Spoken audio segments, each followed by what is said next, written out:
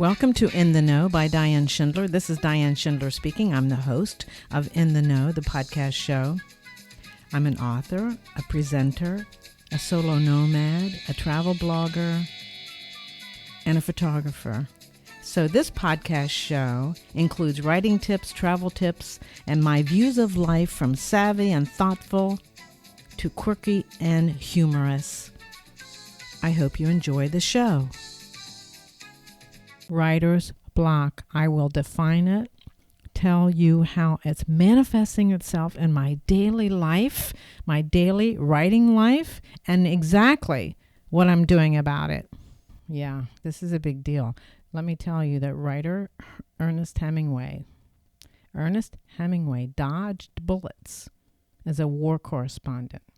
He fought bulls in Spain and hunted big game in Africa. But when he was asked to name the scariest thing he had ever encountered, he answered, quote, a blank sheet of paper. For many of us, the symptoms of writer's block, staring at a blank computer screen or our page with no clue on how to begin, stomach clenching, throat tightening, we all know about that. It's all too familiar. Writer's block is defined as a temporary inability to begin or continue a writing project due to fear, anxiety, or lack of inspiration. This is a shock to me that I could be so fearful and experience writer's block, but it happened. And I don't have trouble with the blank page. I mean, I have so much to write, I can't get it on the page fast enough. So I do fine creating the story, writing the story, even editing my work over and over and over again. There's some crazy self-satisfaction I have to editing. Let me tell you how writer's block affected me, and more importantly, and when it affected me. It wasn't at the blank page. It was when I sent my manuscript, my claim-denied manuscript. It's the third book, my second novel, when I sent it out to my 7 beta readers. The first day, I walked around in circles. I was ecstatic. I had reached a point in writing this book that I needed to celebrate. And since I had done nothing for months except write, I didn't even know what to do with myself, so I walked around in circles.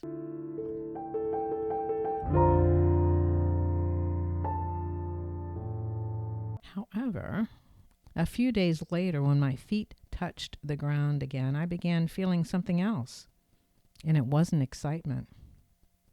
It was a kernel of self-doubt at the pit of my stomach. Of course, I brushed it off by binging on Netflix movies, overeating, especially chocolate. It's my drug of choice. And I avoided writing altogether.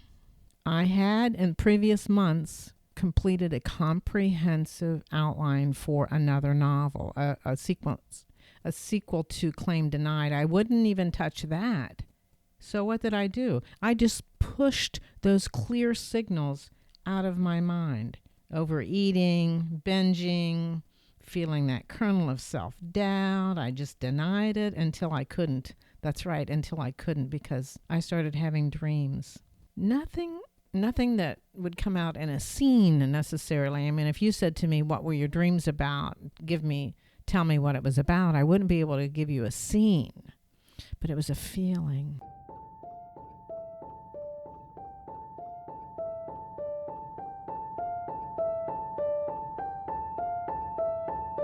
It was a feeling I had. It was an overwhelming sense of doom, of failure, and negativity. Negativity had its hold on me, on my unconscious, since I was in denial. It came up to my conscious level with these dreams, and so I couldn't deny it anymore. Now, and I'm not overstating this. So all the self-talk and all the laughing at myself did little to dampen this terribly unpleasant feeling that stayed with me throughout the day and sometimes obviously through the night. So I had to do something. But what would I do? First, I would do what I always did. I would analyze why this was happening. Why was this happening with me? So a little bit of thought, and I realized I was putting pressure on myself in a couple of ways. One, I had worked so hard, and I continue to work on my writing craft, the ways in which to improve my writing craft. And of course, this will never end, but I have been steeped in educating myself over the last 2 years. I finished a comprehensive novel writing class. I read hundreds of articles on how to improve your writing. I listened to podcasts galore. Actually, I listen every day during my walk. So that's 30 minutes to an hour and a half of listening to podcasts about improving the craft. I watched webinar after webinar. I read books. The list goes on. So all that learning is fantastic. And learning to assimilate and apply knowledge takes more effort and time, as you know. So it's one thing to understand how it's supposed to be done. It's another thing to be able to do it. The more I know, the more I need to learn. I know the right way to write a novel, but can I actually do it? So in a strange way, all this learning intimidated me. The other thing that I realized, my other self-imposed pressure, is I wanted this book to be better than my first novel, especially after all this learning. So now I had a double whammy, I guess. Of course, I'm not comparing myself to great writers, but it's important to note, literary success can often intensify the fears that stifle creative output. Even the prolific J.K. Rowling, whose Harry Potter books have sold millions of copies, faced a bout of writer's block during her work on to the Chamber of Secrets. She said, quote, "I had my first burst of publicity about the first book, and it paralyzed me." She went on to say, "I was scared the second book wouldn't measure up." But she added she got through it. Well, I'm not alone in my fear of writing, even though that doesn't help me. I mean, I'm with everybody else, I guess. So this analysis helped me understand I was steeped in self-doubt. The question was, could I write? Really?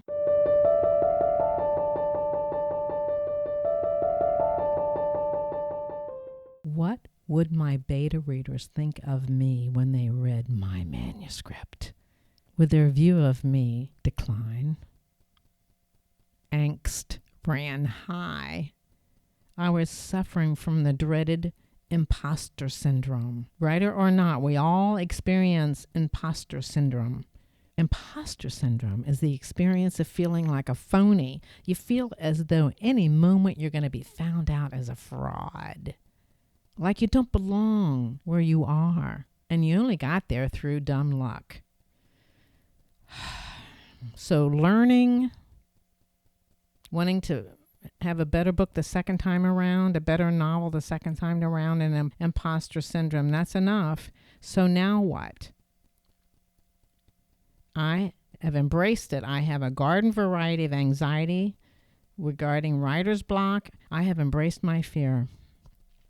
So now what? Well, you know what? I hearkened back to my tennis days when I was learning to play tennis, having a great time hitting balls 3-4 hours a day, and fun matches with friends at the tennis club. Bob Scatina took me under his wing and hit tennis balls with me almost every day.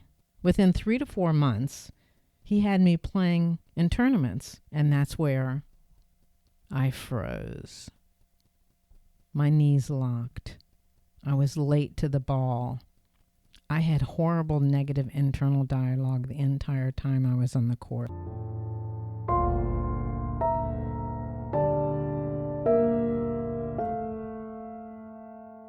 So all of that play off court, the fun play off court, when there was no pressure except to have fun, left me when I got into competition. I was really good when I was playing for fun. I was not good at all when I was in competition, and I hated this thought. I hated this. All the work that people had put in for me and all the work I had put in, and it was not paying off. So I developed a plan. And my plan resulted in my winning the Women's Club Championship at the end of that first year. And 3 years later, I was ranked 12th in the Pacific Northwest in the United States Tennis Association. Now, the Pacific Northwest region is 7 states. And so I was ranked 12th in 40-year-old singles in the Pacific Northwest. Woohoo! And that's all because of my mental as well as my physical work. So I decided to hearken back to that. So I put those mental strategies that I incorporated 30 years ago to improve my tennis to approach my very own form of writer's block, my self-doubt and anxiety. I have 3 strategies, just like the tennis strategy, 3 strategies: affirmation, meditation, and writing daily morning pages. So you know what affirmations are. Affirmations refer primarily to the practice of positive thinking and self-empowerment, fostering a belief that a positive mental attitude supported by affirmations will achieve success in anything. So they are positive statements that can help me challenge and overcome my self-sabotaging negative thoughts. And when I repeat them often and believe in them, I can start to make positive changes. Daily affirmations are simple declarative sentences with specific goals in mind. They sound pretty basic, but that's fine. And it's empowering these mantras. And it can have a profound effect on the conscious and the unconscious mind. Well, that's what I needed. So these are my affirmations. I have about 7 affirmations. I am a good writer. I'm a confident writer. I'm a courageous writer. I am open to learning and growing into even a better writer. I love the creativity that flows through me and my writing. I can do it. So I type these affirmations up in bold letters and I cut them out and I have them taped all over the house. Yeah. On my smart TV, on my computer, on my lamp, in the bathroom, in the kitchen. I have them everywhere in the house. And so sometimes I read them directly and sometimes I know they seep into my unconscious because they are there. So those are the affirmations because that's what I want to be. The second thing I have chosen to do is I've chosen to meditate. Now, I've talked to you about meditation before. So you know that meditation promotes healing, emotional, physical, and spiritual healing. And that's all well and good. And so I have meditated, but this time I wanted to meditate in such a way that it's going to help me with my writing. I found a meditation that may be useful to you or may not be useful to you, but I'm just suggesting that you meditate. The one that I have chosen is a short meditation. It's only 7 minutes.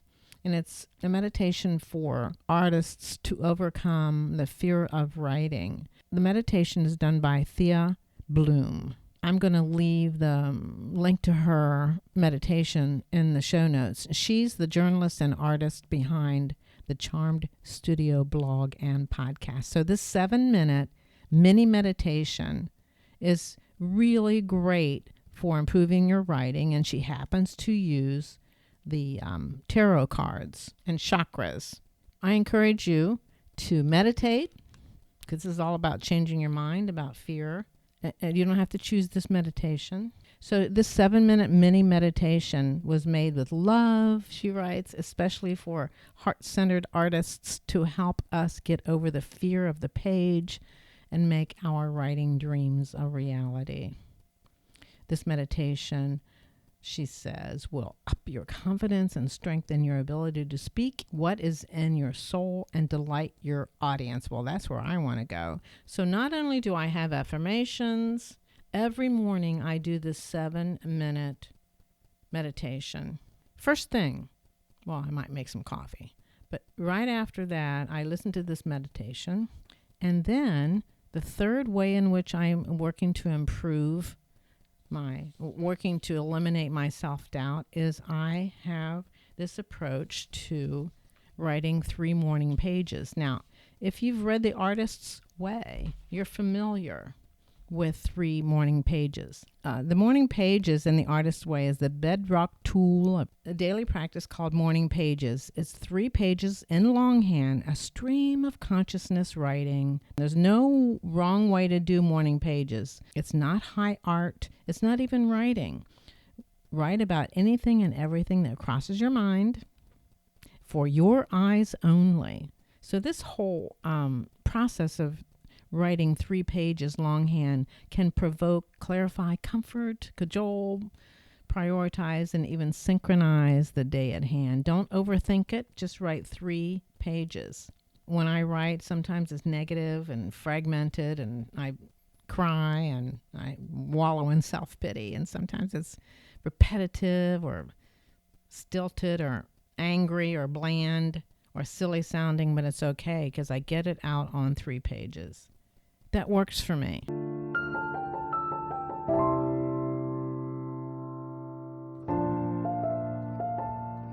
I've owned my special form of writer's block. I've defined it. I've analyzed it. I determined reasons for it, and I set out a plan to address it. I am addressing this because I worked so hard to be a better writer, and I will not let those hours and months and days and years, frankly, all that effort to go to waste. Furthermore, I know this work, the affirmations, the meditation, and my 3 morning pages will need to continue because fear and anxiety is a way of life for anyone who's trying to improve in any area of life. And I know that for a fact because anxiety came flooding back over me when my editor, my developmental editor that I hired recently, began reviewing my manuscript. Daggone it. And note, my editor is wonderful, encouraging, and she believes in my book, and she has lots of good things to say about it. But it's a process. And what's interesting, I have found that my anxiety, my self-doubt, is the greatest when I'm anticipating or waiting for comments from my beta readers or from my editors. And by the time I get the information from my beta readers and get the information from my editor, it isn't nearly fright-filled as I thought it would be. Actually, it's calming. So I just want to tell you that I taught nonfiction writing. That's another bit of pressure probably. At the college level. And we know, you've heard the statement, those who can't teach. So those who can't write, for example, teach. Well, I had to overcome that back in the day. I also taught speech. I'm sure you've heard that public speaking is considered the greatest fear by all, by everyone. Well, listen to this quote from Ralph Keyes, his book entitled The Courage to Write. He says, quote, "Writing is merely public speaking on paper, but to a much larger audience."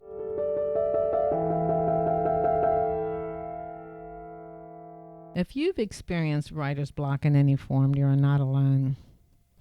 Let me read for you a quote from Steven Pressfield's book, The War of Art. He says, with regard to self-doubt can be an ally.